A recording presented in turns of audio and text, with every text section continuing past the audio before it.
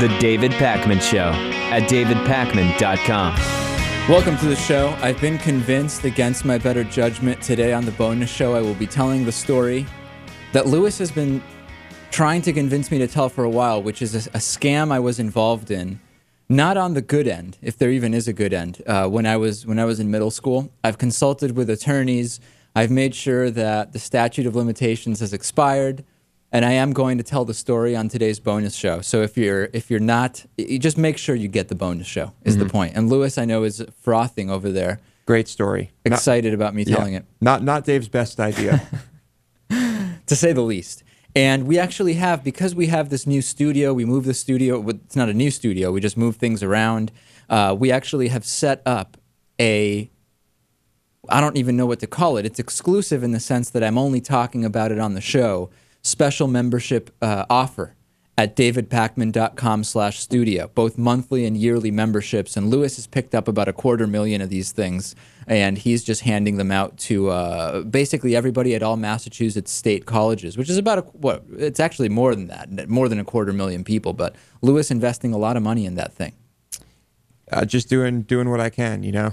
I think everyone should be a member. davidpakman.com/studio is the website. I want to tell you a story about net neutrality. And we haven't talked a lot about net neutrality on the show, but it's incredibly important, especially to a show like this one, Lewis, because there's many aspects to net neutrality, but an important one is the idea of, are all websites and all video channels created the same or not? With the NBC purchase of, or rather the Comcast purchase of NBC, it is an increasingly significant concern. Well, what if Comcast decides that when it's NBC News time, all other news channels won't look as good? Or if you're on the internet, that it's going to be slower access to abcnews.com or to davidpakman.com instead of NBC. This is a big deal.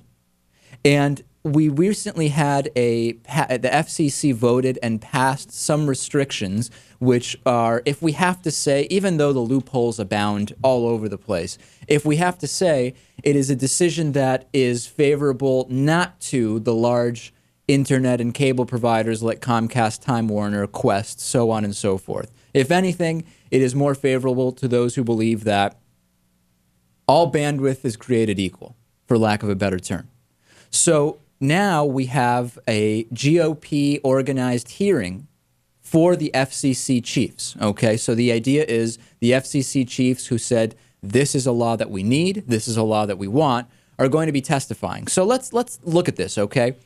The FCC votes to impose some basic restrictions on meant to prevent this unfair advantage to be created by providers like Comcast.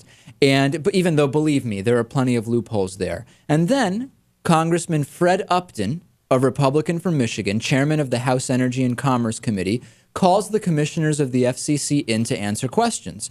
Do we really need this? Do we really need these protections? You with me so far, Lewis? I'm with you. So the House Republicans have been staunchly opposed to FCC net neutrality rules from the start, okay? Passed by a 3-2 vote in December. Representative Fred Upton, he's not sure if we need these rules. Now, who funds Fred Upton? And I'm going to tell you because it's what I'm going to do, but you already know the answer, and Lewis already knows the answer, and I know the answer before I even look. Who is funding Representative Fred Upton, Republican from Michigan, chairman of the House Energy and Commerce Committee? Well, Verizon is a top funder of Fred Upton. AT&T is a top funder. Comcast is funding Fred Upton. Time Warner is funding Fred Upton. Surprised, Lewis? Not at all. The guy who's not sure whether we really need these laws that will put restrictions on Comcast and AT&T and Verizon is receiving money from Comcast and AT&T and Verizon. And not only that, he is also receiving money from the National Cable and Telecommunications Association. What do they do, Lewis? What on earth is that organization there for? Well, its primary mission is to provide its members with a national presence by creating a unified voice on issues affecting cable and telecommunications industry. Well, who are its members? Who funds the National Cable and Telecommunications Association? Verizon and AT&T and Comcast.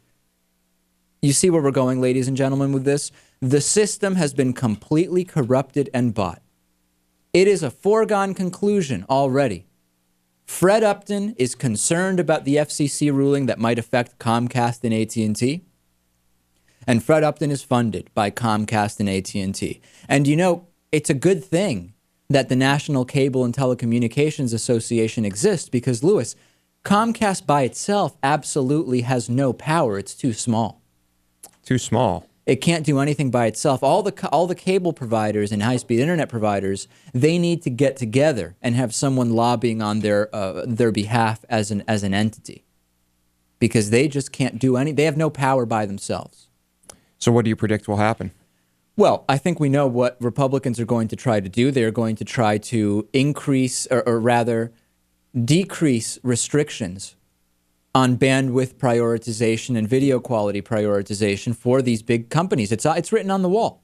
Now, who is the chairman, by the way, of the NCTA, this lobbying organization that receives money from all of the different cable providers?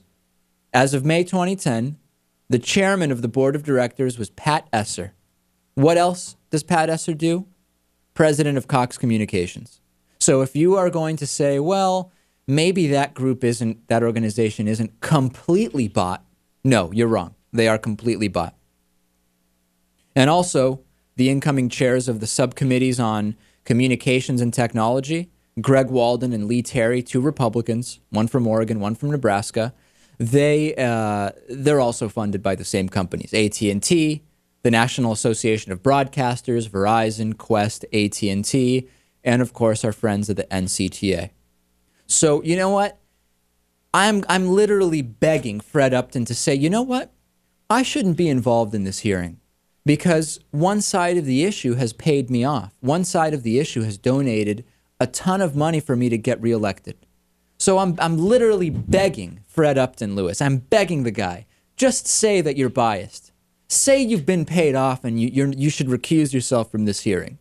Because anybody who does a basic Google search can tell that you have been paid off. And we know what side you're going to side on. We know what influence you will try to have. It is not going to be to put more restrictions on Comcast and Verizon and Cox. It is going to be to let them do whatever it is they want to do. Right, but regardless, do you think the FCC will be successful in putting these restrictions in place? Well, they already have. The question now is it's being reviewed. We have to see if it's too restrictive. Imagine that. If Comcast actually had to say, you know, even though we bought NBC, we need to give everybody a fair shake. We need to make website access to all providers. And you know where this is really should hit home for you? I have Netflix. Do you have Netflix, Lewis? No. People can get rid of cable TV now. They can get Netflix for a few dollars a month, under $10 a month. You can get this Roku box, or you can get, I think the PlayStation works, or the Xbox, and you can stream live through your internet connection just about anything you would want, TV shows, movies, so on and so forth. If we don't have these restrictions on Comcast, they will make it, because you know that if they legally can do it, they will do it. They will make it so that the quality of what you watch on Netflix streaming is worse or slower. It's wide open. And you know they're going to do that. Because that would make people say, wait, maybe I should go back to cable TV if the Netflix videos are so slow, if they're buffering all the time, the video quality's bad. So you should be very concerned about this, and with internet access as well.